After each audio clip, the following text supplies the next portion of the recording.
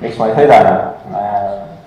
Kusjuures päris hea küsimus. Ma arvan, et ma ei ole isegi suutnud seda siiani lõpuni lahti mõtestada. Et eks seal põhjuseid on alati palju. Sport on väga nõudlik ja kindlasti ütleme, et mis kõik telekast paistab ja internetis paistab, on see puhas lõbu ja rõõm, aga mis tegelikult selleks teha tuleb, et seda taset hoida, tasemel olla, et alati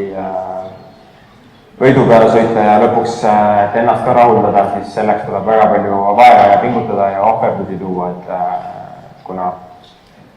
minul on ka 2 mudilast kodus, kes kasvavad väga kiiresti, siis eks kogu minu tippsportlase periood on möödunud sellel hetkel, kui siis minu lapsed on praegu siis esimesed 10 aastat läbi teinud ja eks see kõik on läinud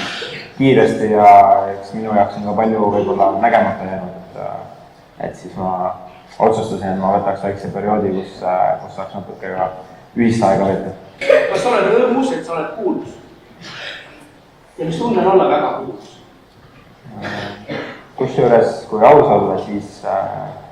see kuulsus on üks põhjus, ma arvan, miks ma ei soovi ka väga aktiivne hetkel olla, et minu jaoks kuulsus on võib-olla natukene vastupidi efekt, kui võiks arvata. See kuulsus toob kaasa palju tähelepanu toob kaasa ka mingil määral vahest võib-olla probleeme kui selliseid, et igat oma sammu, isegi kas või räägime restoranis, poes käies, sõpradega vahest tahaks olla, siis alati kõik panevad kõike tähele ja täna seda sotsiaalset keskkonda teades, siis kõik ju alati tahavad rääkida, mis ta sõi, mis ta ostis, mis ta jõi, mis ta tegi, mis ta rääkis, et selles suhtes, kui on palju kuulsust ja palju tähelepanu, siis peab väga kontrollima, kuidas sa käitud, kus sa käid, kellega sa räägid, et see kindlasti mingil määral ikkagi võib-olla pärsib siis elu kvaliteeti, et ega ta lihtne ei ole.